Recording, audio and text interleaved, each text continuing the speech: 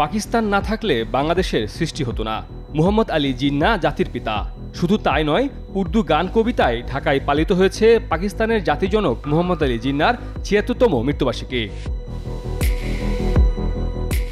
এ সময় উপস্থিত বক্তারা মুহাম্মদ আলী জিন্নাহ না থাকলে পাকিস্তান সৃষ্টি হতো না, আর পাকিস্তান না থাকলে বাংলাদেশ সৃষ্টি হতো না বলে মন্তব্য করেন। স্বাধীনতার মহানায়ক কায়েদ আজম মুহাম্মদ আলী জিন্নাহ যদি আমাদেরকে পাকিস্তানের সাথে না রাখতেন, তাহলে আজকে কাশ্মীরের মতো আমাদের ঘাড় ফেরানোর উপায় ছিল না।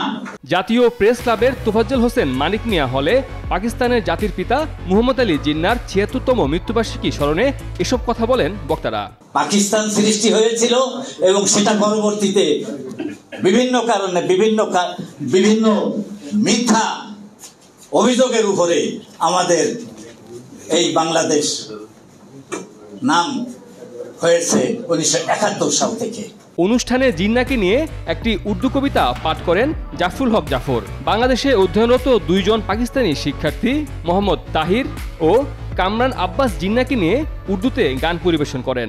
মিল্লাত কা পাসবা হ্যায় মুহাম্মদ আলী জিন্নাহ, মুহাম্মদ আলী জিন্নাহ।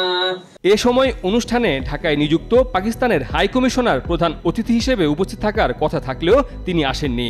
অনুষ্ঠানে উপস্থিত ছিলেন deputy high commissioner Kamran Dhangal.